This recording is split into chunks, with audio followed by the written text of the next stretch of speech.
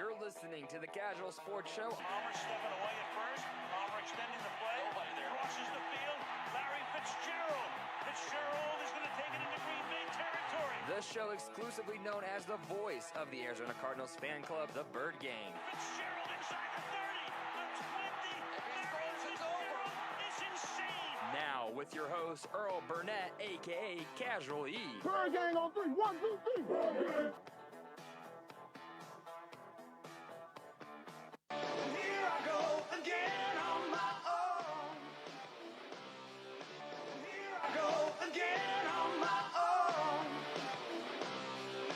Here I go again on my own. Welcome into the Casual House, Bird Gang, Sons Nation, and all you sports fans out there in Arizona in the Valley. I am doing another solo show, so you get my solo introduction. Here I go again. And I get many guests come on this show, but I kind of want to save a lot of those good ones that are coming up for some of these really good games that are coming up throughout the season. So I kind of do this thing on my own for a minute. Anyway, you want to be a part of this show and follow us on all of our major outlets on social media, do so. The tag, of course, for every last spot on social media is Kazual Sportz, K-A-Z-U-A-L, and a Z's at the end of the word sports. And, of course, that's on Facebook, Twitter, Instagram, and our YouTube page, which you can subscribe to the YouTube page and also to the website at that's too many W's, www.ksrnaz.com is the spot you go to. You can also download the mobile apps right there on the website, www.ksrnaz.com. And also, if you haven't subscribed to that website, go ahead and do so as well with the other 100,000 other people that have done it. 2,600 other people, I should say, not 1,000, 2,600 other people that have done it. And that would be awesome for us. Also to the YouTube page as well. This show is also brought to you by the good folks at CASA, our wonderful sponsor that handles the court system for the foster kids in the system. CASA stands for Court Appointed Special Advocates, CASA, and they do a wonderful job in the community at getting volunteers to come out and aid in these children in the court system, and also try to find them some wonderful homes that they may have a fighting chance in this world. Especially right now with this pandemic going on, a lot of kids are still in the system and need some homes to get into that will help them make it in life, or at least give them a fighting chance for sure. Our other sponsor, this show is also brought to you by the good folks over at Customer First Solutions.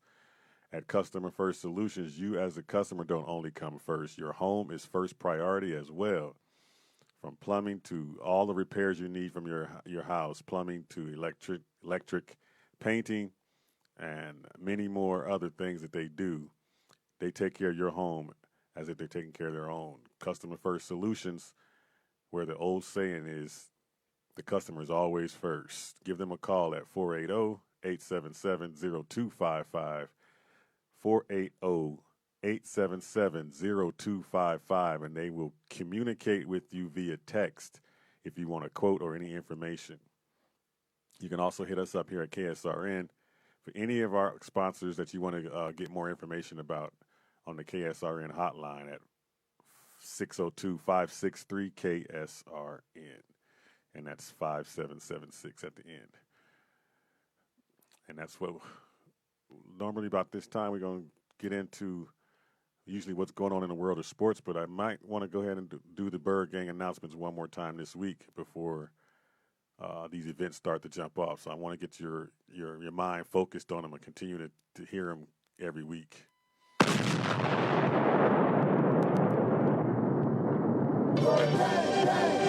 Ladies and gentlemen, can I please have your attention? I've just been handed an urgent Bird Gang news story. And I need all of you to stop what you're doing and listen, and listen, and listen.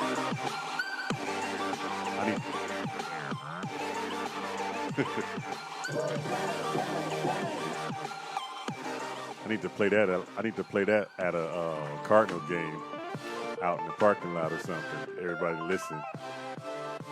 But we just got the same few announcements here that I'm just going to briefly give you. Of course, you know about the Pave the Way Mental Health Summit put on by the Be Daring Foundation to make awareness of mental health illness and also bring people together and make people get rid of this stigma that is, against believing that those things exist or trying to hide the fact that they exist.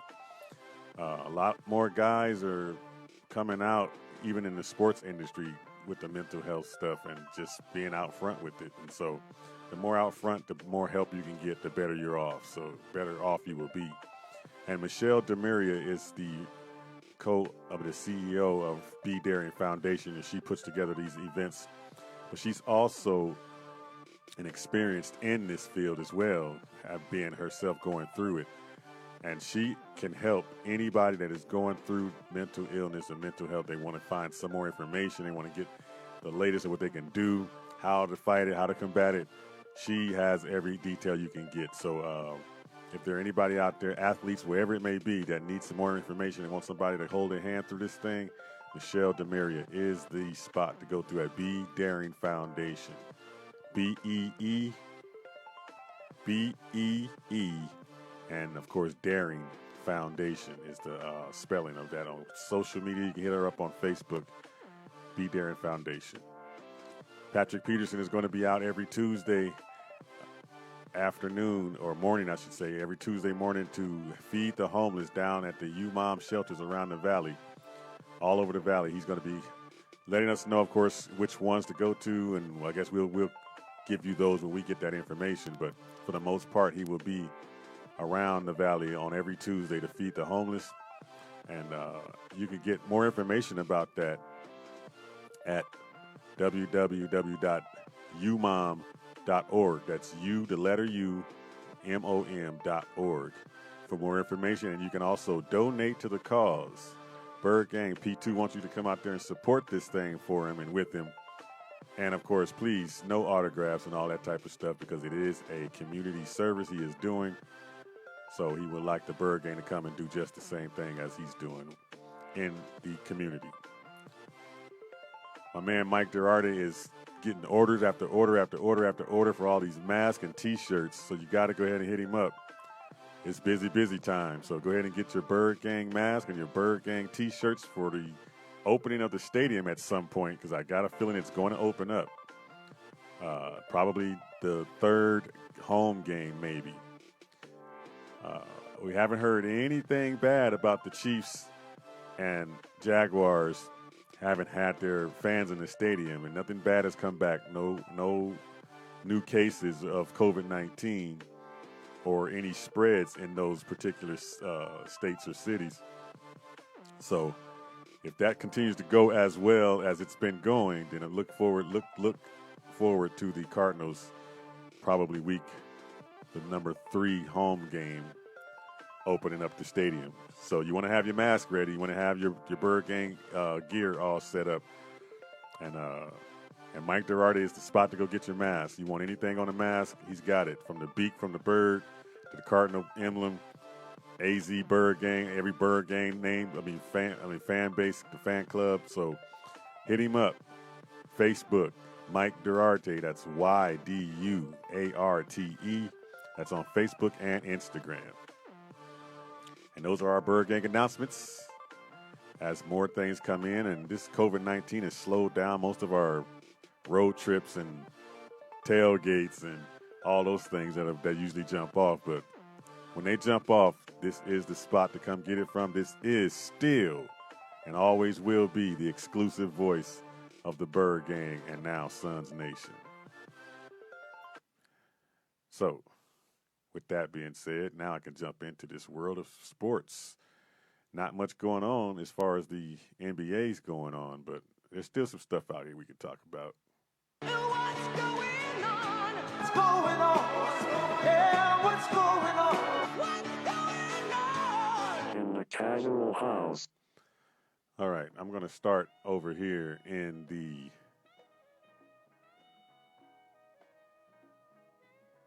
no games tonight. No games tonight in the NBA. All since the bubble started, we've had games almost every night. And now that of course, the contestants, or I should say the teams, or whatever you want to call them, are starting to matriculate out of the bubble, of course, as these series go on. And now we're down to our final 4 teams in the bubble. But before we get into the 4 teams that are remaining in the bubble, we got to just touch a little bit on that big choke job by the Clippers. And now, after the fact, I wouldn't be so much as calling it a choke job if they had played hard through the whole game down the stretch and they just happened to lose down the stretch. They pretty much quit in that game in the fourth quarter. When Denver put their foot on their throat, the Clippers didn't punch back. I didn't see a punch back. I saw, in fact, the Denver Nuggets, surprisingly, to me at least, maybe I'm missing something with them, but defensively, they locked down. They locked that team down, and the Clippers started the fourth quarter with 76 points. They had the same 76 for 7 minutes and 40-something seconds through the whole fourth quarter. That is incredible defense. How do you go on every possession and miss that many possessions straight without making a bucket?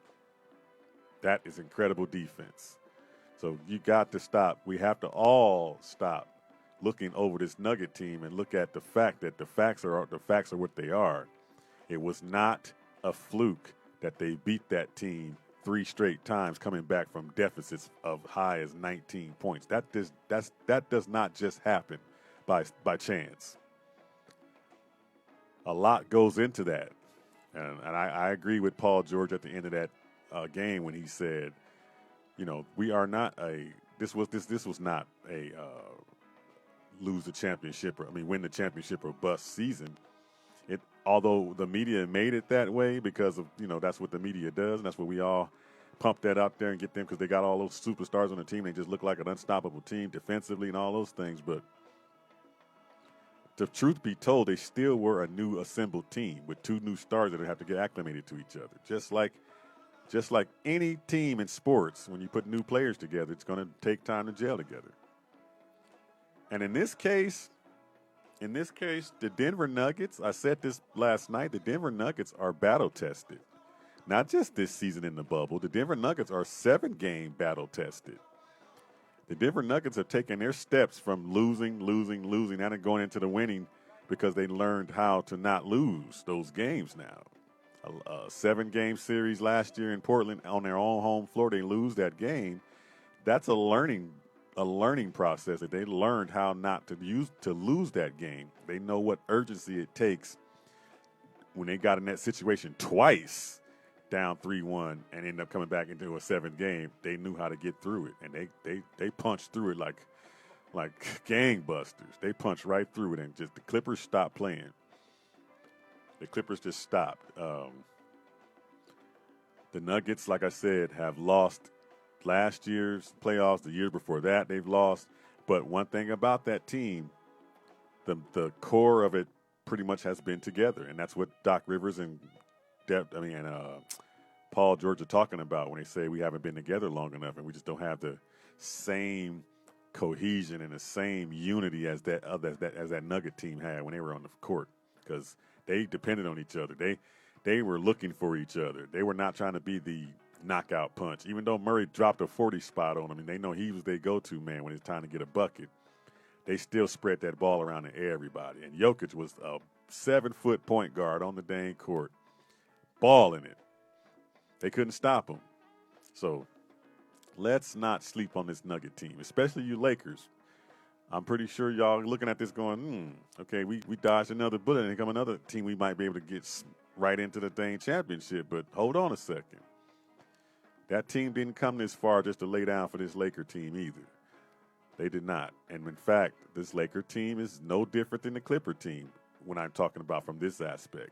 A new team putting pieces together that have not learned how to win yet in bigger games and getting closer to that championship. They don't know what it's going to feel like getting closer to the championship. Only LeBron knows how that feels, and Rondo knows how that feels. Is that enough? Maybe. Maybe you get two veterans like that have some experience, can calm everybody else down, and that's possible. But you still have to get those other guys to play together with you. You still have to get those other guys to be confident enough to take those shots when it's time to take those shots. I'm still not sold on Anthony Davis being a playoff guy because it's been easy. LeBron has been holding it down for them, and they've been feeding him, and there's nobody to guard him. His next series, he got somebody to guard, and he has to be guarded.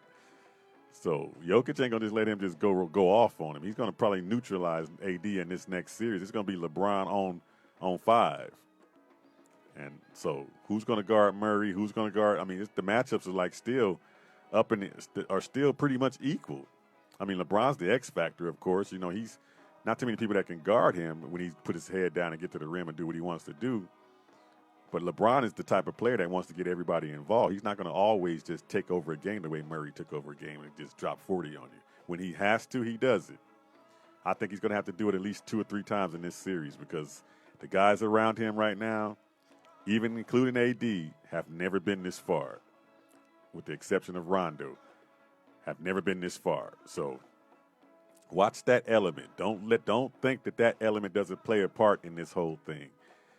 The experience in the finals factor, the experience of getting this far in the playoffs factor, it plays a part. Teams have to learn how to win. And even if you have a guy like LeBron on your team, he's teaching you how to do it. Doesn't mean you're going to actually do it. Sometimes you could, sometimes you might fall short. I think this is the year that everybody looked over that Denver team. Both those LA teams could get beat by this Denver team. So I think it's going to be a good series. I think it could be a 7-game series. I don't think the Lakers are going to run away with this. One thing you have to concentrate on is that the Lakers do defend very well. They do defend. I thought the Clippers were a better defensive team because they had better defensive perimeter guys. I mean, one-on-one perimeter guys that's supposed to be able to stay with guys. Patrick Beverly, Paul George, and Kawhi all, I guess wore down because you're trying to do everything on the defensive end and have to score too. So Denver wore them down. I'm looking at the rosters, this Laker roster. I'm looking at this Denver roster, putting the matchups together, and it's like, okay, why would it not be any different than that Clippers series as far as the competitiveness? Let's not just throw this thing out and just say the Lakers going to just walk through like a cakewalk, because that's not happening. This team, Denver, has come way too far to come lay down for somebody. They have to account for Murray. They have to account for Jokic. They have to account for Porter, who's getting better and better and better as the series go along. And you definitely got to, this Denver Nugget team has went to another level since Gary Harris has come back to that lineup. Another shooter that can knock it down and kill you when you're not paying attention to him. So they have weapons. And so I would not sleep on this Nugget team. I would not. And good job by Mike Malone coaching that team, man. You got to give him his props too. So, but it's going to be a good series. I mean, everybody's disappointed that it wasn't a Lakers series. LA series. But, man, the best teams win all the time. The better team always comes through. And good job to the Denver Nuggets for coming through. But those games will pick up tomorrow. We saw the Heat. And we were on air that night when it was going down when Bam blocked that last shot. But just expect that series to be down to the wire every game. And somebody's going to have to make a spectacular play, either team, on every night for them to win those games. One guy that has been so consistent, you want to talk MVP in the bubble. Okay, they stopped the MVP in the bubble type voting after those 8 games. Okay, that was the 8 games to lead up to the postseason. But when you want to talk from those 8 games into the postseason, of course, you're going to have Murray and Donovan Mitchell in there from a scoring standpoint. And, defensively. I mean, period. Just those 2 guys will be at the top of the list. But there's another guy that's not on that list that should be on that list, and everybody's not paying attention to, and that's Goran Dragic. This dude has been balling his butt off. I mean, I look at the box score every night in that bubble, 20+. Every night in that bubble, 10+. As far as assists, 8 to 10 assists. Scoring like crazy in the paint. Goran it's a nightmare matchup. And teams do not like to see that guy come in the building because he is one of those guys that will dribble you around, and next thing you know, you dish it off to somebody or he'll take you under the rim. He loves to score under the rim, and he can do it with the best of them. He has been the X factor for the Miami Heat. Yesterday, when that game got, they coming off the 6-day off and they were sluggish, he picked up the slack and held up and kept that thing rolling until everybody got in a rhythm. And now they're on they're on a rhythm now. They're rolling again. So they're back to where they were before the 6-game layoff. And so they're going to be tough to beat. I mean, that Celtic team is pretty game. They got some matchups in that's favorable to them in that series. But at the same time, both those teams scrap like crazy on defense. So it's pretty much like a coin toss every night who's going to win those games. And somebody has to bring it to get them over the hump. And I think Goran Dragic has been that for the Heat. You want to talk superstars in the making? You want to talk future superstars in the making? From a defensive standpoint, of course, Bam Adebayo will definitely be a superstar in the making. He is definitely a superstar in the making.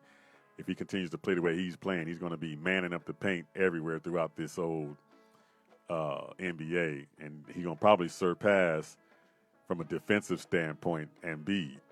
Probably already passed Embiid from a defensive standpoint. Embiid's more offensive-minded than he is defensive-minded. That's just my opinion. I could be wrong, but I think so. From what I've seen on tape and what I've watched, he concentrates more on the offensive end than he does on the defensive end.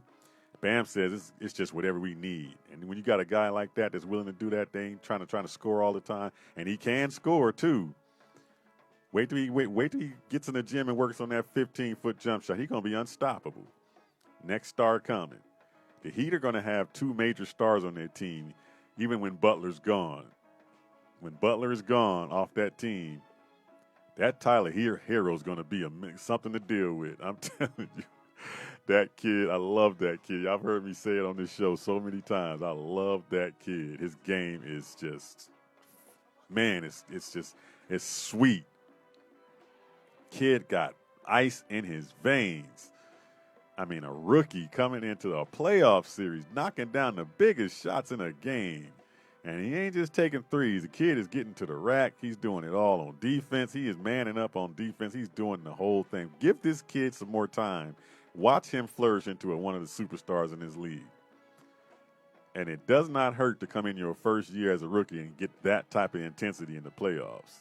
That can only make you even more dangerous down the line. So watch out for Tyler Hero. Watch. He's going to be something to deal with. The Heat are set up for the next few years. They've set up for a long time. So I like their chances in this bubble championship. I like their chances because of the atmosphere. It's an evened out atmosphere. They don't have to worry about those role players dealing with the crowd and taking them out of a game and all that. It's an even platform to play on. Neutral site.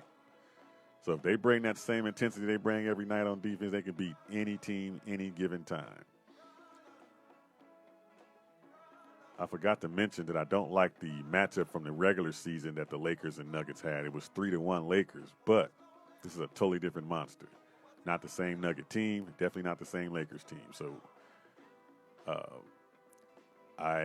the Lakers love to come in and fill teams out and kind of go a little half-ass in the game one. You do that in this series, you're going to get beat. You better come out and be going at it 100% because you don't have time to fill this team out. Of course, that's going to happen over the course of the game, but you don't have time to let up filling this team out like you did with the last two games you did with game one, the last two series, the Portland series and, of course, the Rockets series. They let up and let those teams run like crazy. You let this Denver team get ahead of you, I wouldn't take no chances on that. I would not take no chances because you know if you get a lead, it don't matter. They can come back. But that's what's going on in the world of sports. A lot was going down. Nick Nurse, of course, we talked about yesterday, is getting a new extension. Giannis has the Bucks talking to his agent about trying to get him the max and finding pieces that he can put around him because they don't want him to leave. Of course, they got the fear factor of him leaving is definitely on right now. So that's what we got to deal with. When we come back, we're going to get back into some more of NFL and what's going down with the NFL. And we had some news about some injuries updated. And, of course, our Cardinals are heading into home. They're back home getting ready for the Washington football team. So stick around, Bird Game. Earl Burnett, Kazual Sportz Show right here on KSRN. We're going to talk some Cardinals when we get back. Be back in a minute.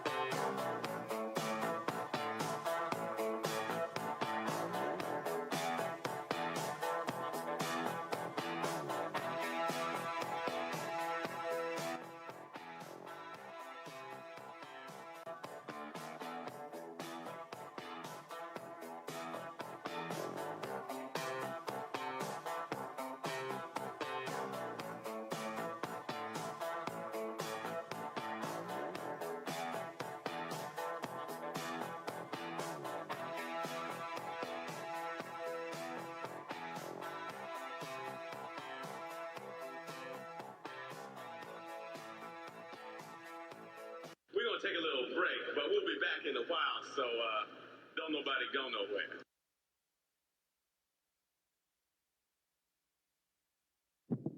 Other things I need to touch on real quick that I didn't touch on in the other news that was going on out there. LeBron, Giannis, Luka, all on the first team, all NBA, of course. That was pretty simple. That was not like it was something that we didn't know. And also, who else is out there? The Dodgers are the first team to clinch 8 straight playoff berths. And when you got this type of division you're dealing with, that they keep on just mastering and winning, it doesn't matter. They're going to keep going. And there's not no team that I see in there that's catching them yet. I can't even look at this San Diego team and think they're catching them. They have to do it consistently. This is just 1 year. But, I mean, give them props. They're hanging in there. But those Dodgers are the only thing about the Dodgers, like everybody's going to keep saying, is, okay, you put all the talent together every year. All those 8 years they had talent. But can't get the dang on job done at the end for some reason. So I guess it really don't matter for them right now how many times they win that division. You can't win that dang championship, then what's it all for? I mean, it's good. It's good that just like Donovan McNabb when he had all those NFC championship games, or NFC East, I should say, NFC East titles back when he was running it and getting to the NFC Championship game 5 or so times and couldn't win it. But also the NCAA men's women's hoops can start November 25th. So college sports is starting to kind of get a little bit of something to kind of foundation to kind of stand on here with this COVID-19 thing. They got some testing that they starting up that's going to be doing some testing every single day for all of the athletes.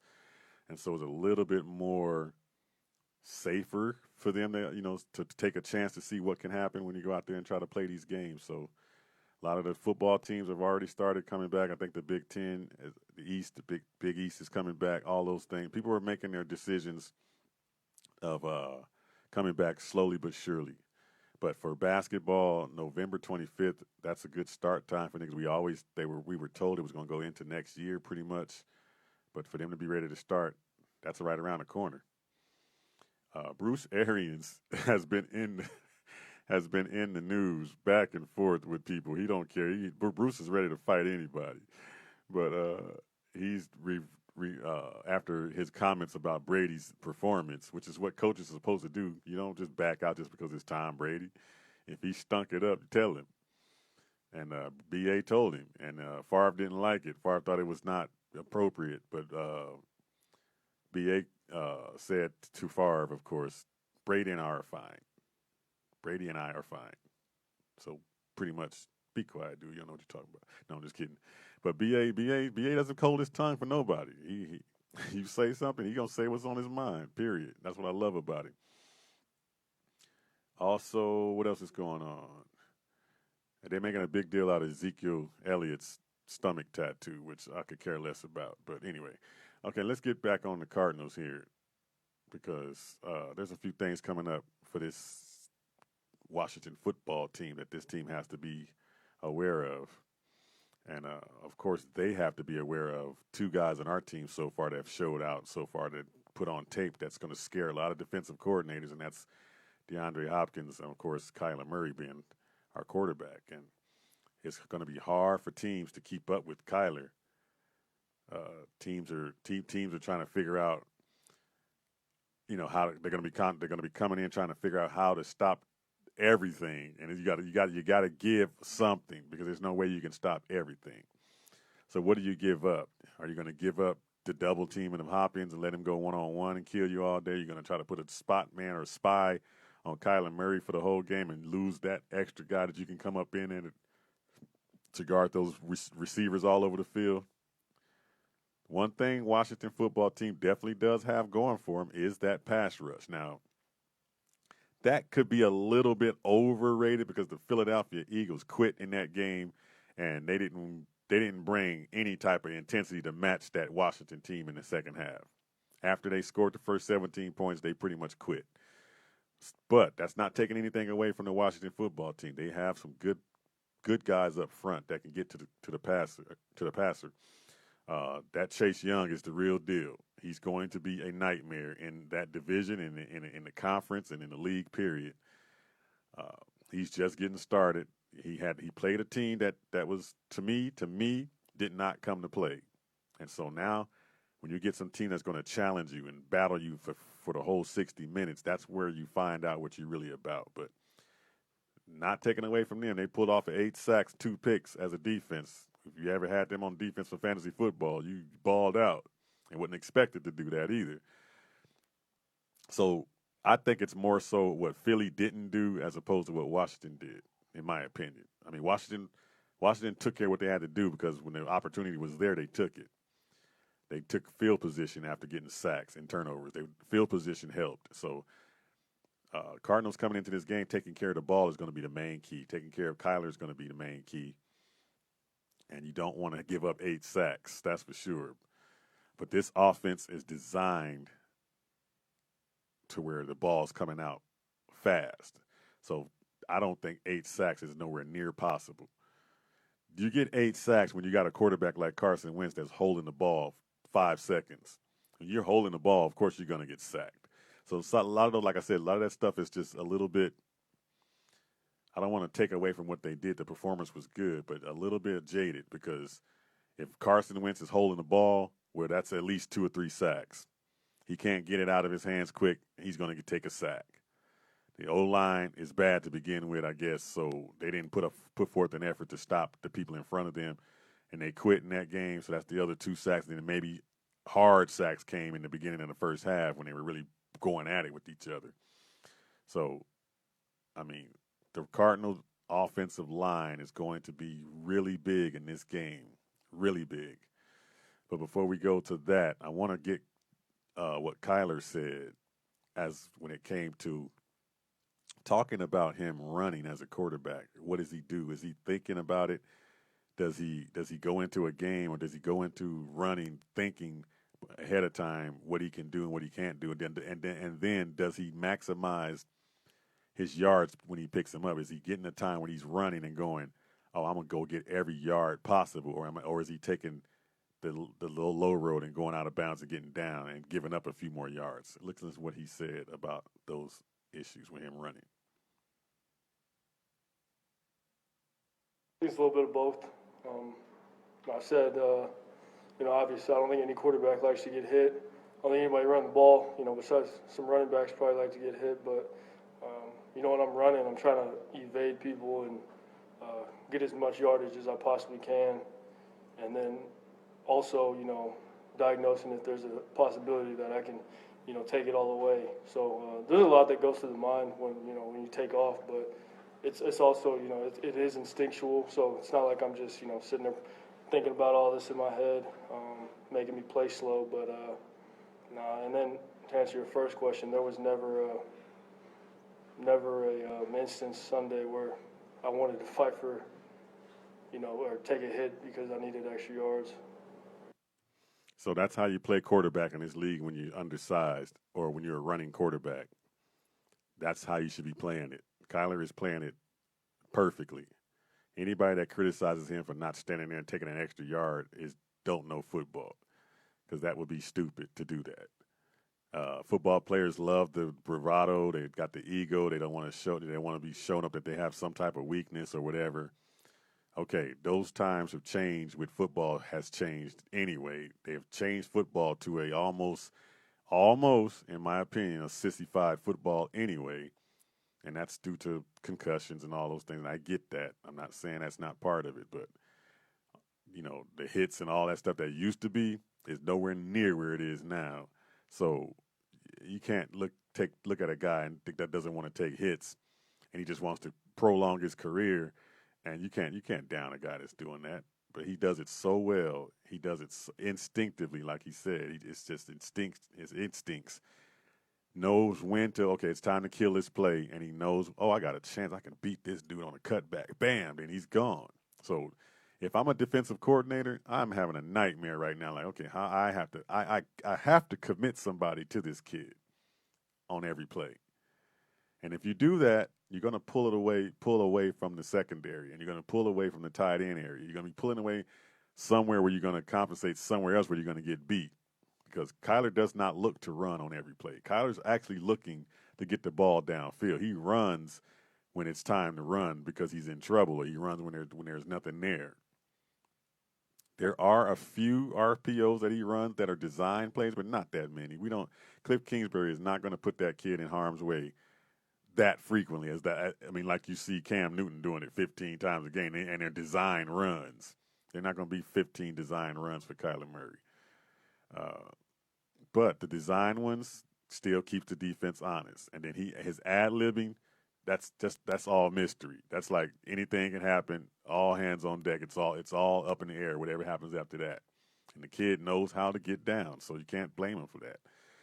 I mean, us Cardinal fans, we love it because we live to fight another down. If you lose a yard or two, and you keep keeping that defense honest as you keep picking up those crucial third downs like they did in that game, 50% on third down.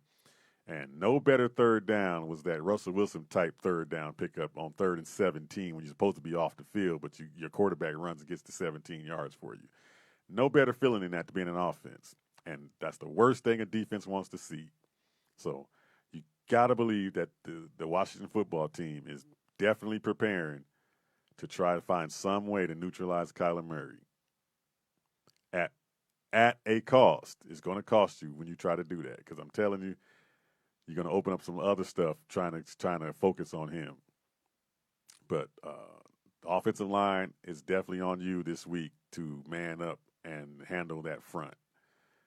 If you can handle that front decently, then this should be, I ain't going to say an easy win, but this should be a double-digit win, because the Washington football team on the other side of the ball, I don't think they offer anything. I don't think they give much. They were a methodical dink and dunk because of the quarterback still trying to figure it out, trying to get something. They're not going to get that much downfield.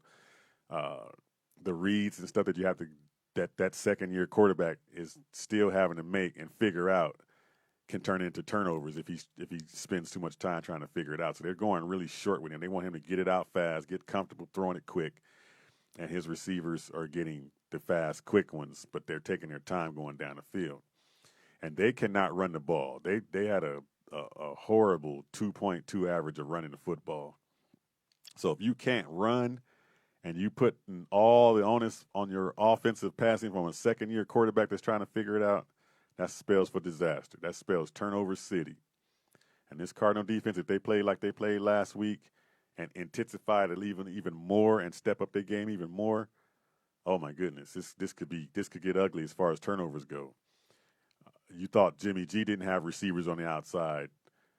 This young kid, 2-year Haskins, don't have that many weapons on the outside either. And Patrick Peterson's going to lock up which one they ever think is the best. Whichever one they think is the best will be locked up. So that take away the passing game in this thing, and B. Murph is covering that slot guy like crazy. So take away that, and what does the Washington football team have left?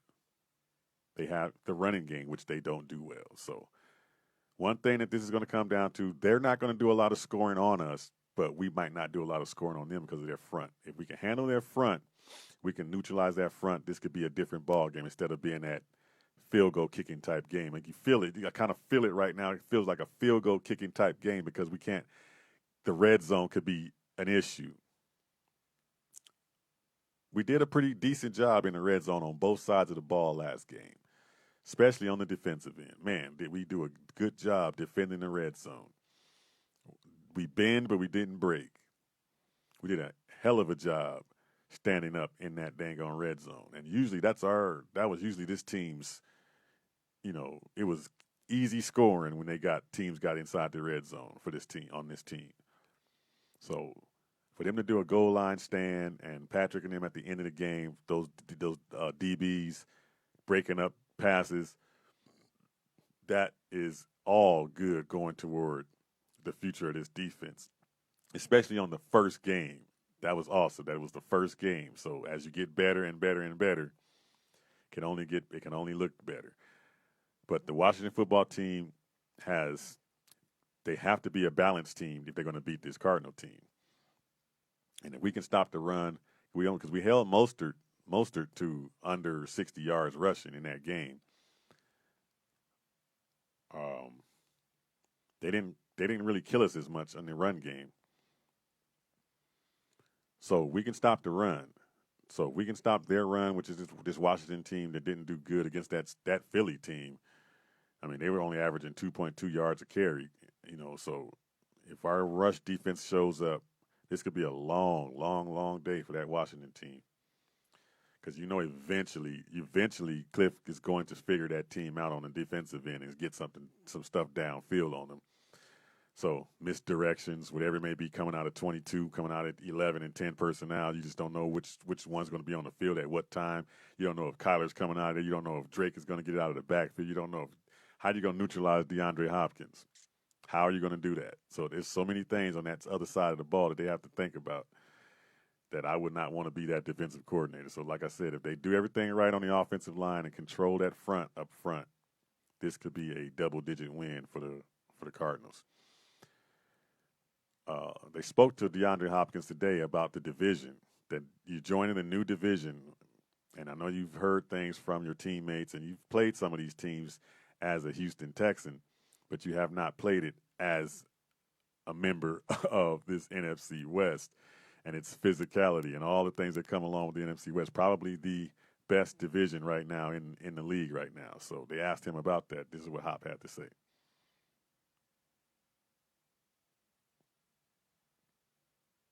What's it going to be like now to get to know a new division?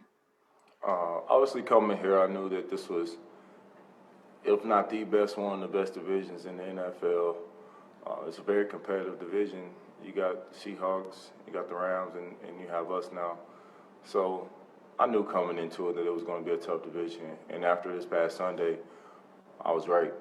San Fran, everything that people spoke about, that's who they are. Great D-line, great offense. And, the best team won Sunday, but you can't take anything away from those guys. I'm looking forward to it. I've heard a lot of things about the Seahawks and obviously the Rams from players in here who play them twice a year. It's great football being played, and now, it's a new rebound Cardinals. He is definitely confident about what he brings to this team. No doubt. And game one proved it. You make you a better team instantly. Make you a dangerous team instantly. Make you a feared team instantly because so many of these weapons, and we just got to get the rest of these weapons to wake up. I mean, it was game one, and they were filling it out. I get it. It was the 49ers. It's a division game, and that's usually how those games play out anyway. You ain't going to get a lot of wide open stuff running around the field like they normally would get, but it's time for Christian Kirk to step up and be a 3-year receiver and get to that next level because we need him to be that next level guy. Fitz is not going to be here forever. Hopkins cannot be the only weapon we have on this team with this offense because people can neutralize him on a double or triple team. And if the other guys can't get open and can't produce, then we back where we were at square one when we had Fitz as a number one. So we need Christian Kirk to step it up. And I believe he can. I believe he can be the next guy behind Hop because Fitz is going to do what Fitz do until he's done. We know that. He was content in that game to allow Hopkins to do what he was doing. He didn't complain about it. He was like, whatever, as long as we winning, he doesn't care. But you can best believe when things get tight, you go into 11, period. And so now Hopkins just trying to get that take over that, that go-to thing, because if he's the future. So we need Kirk, and we definitely need Andy Isabella. I heard that he was on the field for 13 or so snaps, and I saw him once. So, I know when we get out there in that empty backfield or we get out there in 10 personnel, he has to be on the field. That's 4 receivers. So he has to also do some things. And Andy Isabella has to put something. I think he did it. I think he did enough last year to put just enough on tape to look for defensive coordinators to look at and go, okay, we can't take our eye off of that because he can get behind the defense. I think he has to be a serious decoy for this offense, and he has to continue to put pressure on defenses by getting over the top. And we have to take some shots just to soften up the defense, soften everything up, get everybody a little afraid of what we're going to do, and get him going deep, and everything else cutting under that, and then Hopkins doing what Hopkins do, and Fitz doing what Fitz do. It can only get better from this point on. So we need those two guys, Kirk, and we need Andy Isabella to step it up. I didn't see Keyshawn Johnson. Of course, he had the COVID-19. He's in protocol right now. He's in quarantine for 14 days. So he's not going to be here again this week. So he'll be back next week. Another report I did not see anything of DJ Humphries not practicing today.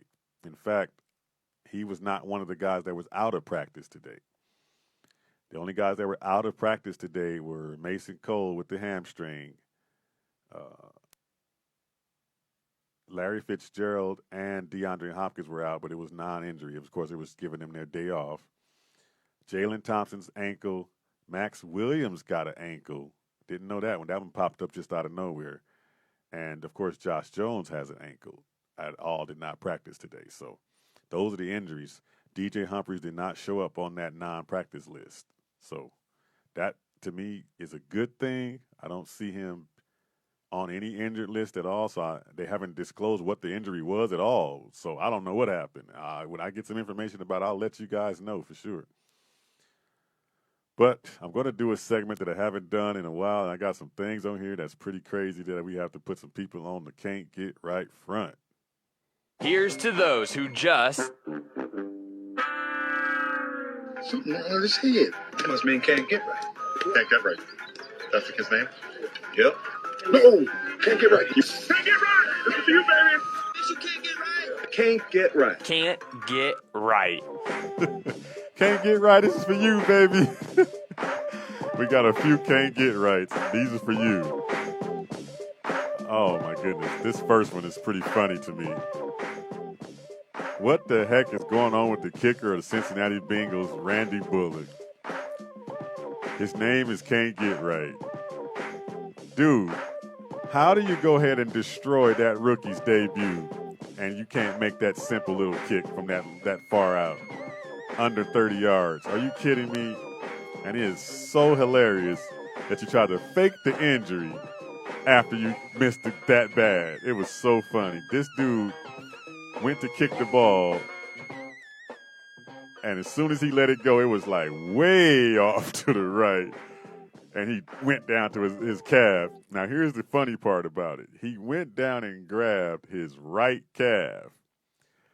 Later in the interview, he said his left calf snapped up on him. So he's like, this dude got caught in a lie. You just had that embarrassing moment that you just had to only think of, oh, let me fake the injuries. That'll make it look like that kick was that bad because of this injury. No, dude, you just choked. That kid, Joe Burrow, went in there and balled his butt off as a rookie. And he can't get that game back. He can't get his first game back as a rookie and what happened on the field. You took the opportunity away from him to win his first game because he put that team in position to win that game, at least to tie it up at the end. And you went out there and faked an injury after you blew it, faked the injury. Now, if you were really hurting like that, guess what? Two things. The first thing is this. You know they're going to kick that field goal. You know he's setting it up to go kick it. And you're not on the sideline rubbing out that leg of yours that you said got hurt or is hurting or cramping up. And you're not rubbing it out to kick and practicing the kicking that thing. And then when you get out on the field, now all of a sudden it cramps up on you. Second of all, I'm looking at the Bengals injury chart, and his name ain't on it. Dude ready to go. This Thursday Night Football. So that dude just got caught in a lie, and that his name is Can't Get Right. You just took that win away from Joe Burrow. That was messed up.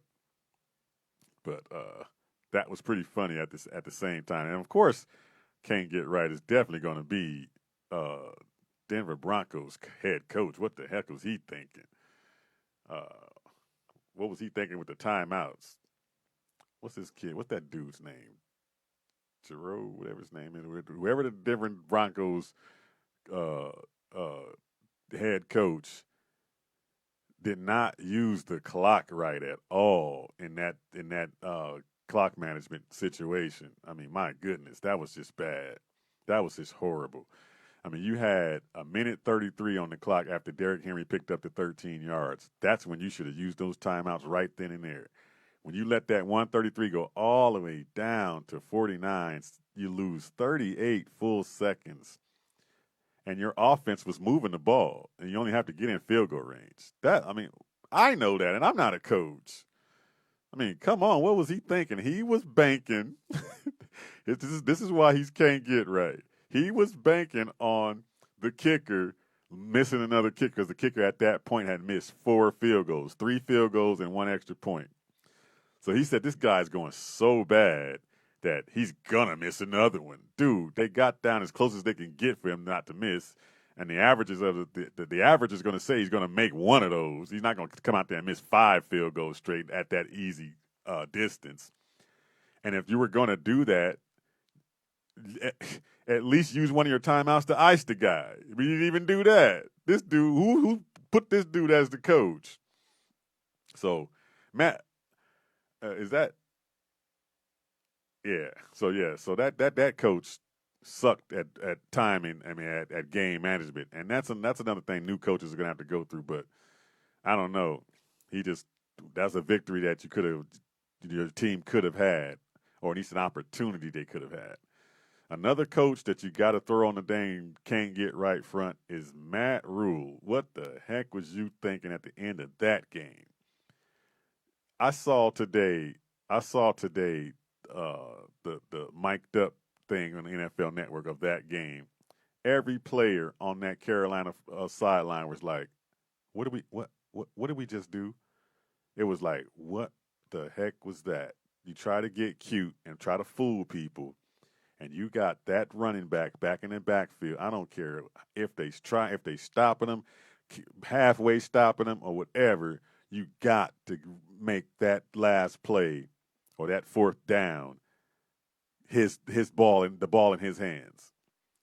He gets cute and does a full back handoff. First of all, that is the dumbest play to do in that aspect to me because you know the defensive line is going to stack the line in the middle and push the middle so you can't get anything because they know it's short yardage. That's why it's called short yardage. Everybody packs the line to try to fight for that inch in that short yardage situation. So the front line was going to be stacked to begin with, and you give it to the fullback right into a stacked line. What the heck was that? And you got that dude that can get out into space. You could have had any other play in space to get McCaffrey the ball on a pitch or something to get him in space to use that speed and use his ability to pick up that, yard it was? Half a yard? Unbelievable. And coaches have to stop trying to be cute and just use what you know people can't stop. They know it's coming. It's just on them to stop it and give it to your dang bell cow. Don't be cute. Our own coach, Cliff Kingsbury, gets cute. He got cute in that 49ers game in the beginning, going passes 9 straight times when Kenyon Drake's sitting back there like, okay, I haven't touched the ball yet. Now he has no rhythm going. Don't be cute, coaches. If you got superstars on your team, use them. Make other teams stop them, period. Man, he took the ball from that kid and an opportunity for that team to pull off that win, because that would have been a hell of a win for them to win down there, win at home to the to the Las Vegas Raiders. Unbelievable. That's can't get right. I got to throw one more person on can't get right, because his name is turned into can't get right. And I think I'll do it as a tandem. Baker Mayfield and OBJ. It's about time for y'all to stop crying. They do too much crying about why we can't this and why we can't that. It's time for y'all to stop crying. And it's time for y'all to let y'all's differences go out the window and the egos. Please check your egos at the door, please. And get rid of that crap. It's been way past time for y'all. Y'all should be way better than that. They are way better than that. Way better than that. So, I mean, OBJ should not be having 3 of 10 for 22 yards in a game. I mean, come on. Y'all better than that. Period. I don't care who you playing against. They better than that. Yes, it was the Ravens, and yes, it was a high-quality playoff team, but you're supposed to be climbing up the charts by now, getting to that level almost to be able to compete with that team. And, boy, did y'all stink it up out there. Cleveland is just where Cleveland's supposed to be, I guess. But it's time for OBJ and them to stop crying so much. Everybody on that team want to look and cry about the play calling and crying about this. Just ball. Shut up and play. But that's the can't get right front. And that one was, definitely those 3 people or 4 guys on that list for sure needed to be on that list. That was funny, especially the kicker. That was hilarious. Okay.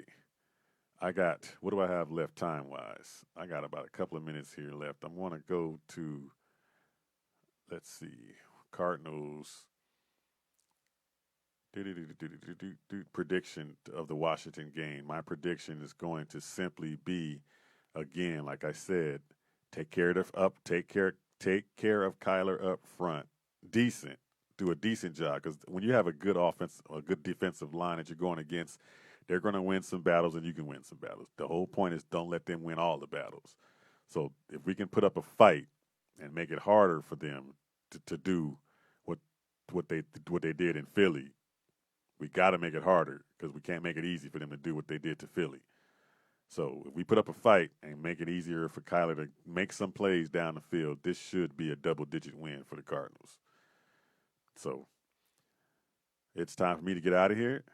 And don't forget, tomorrow the neutral zone is up. We're going to make all the picks, of course, including this Cardinal one. And we're going to have a special guest in the house, big-time dude coming in there with us tomorrow night. So you don't want to miss that. I am Earl Burnett. This is the Kazual Sportz Show, and we will catch you tomorrow on the Up and Up Bird Gang, Suns Nation. Peace out.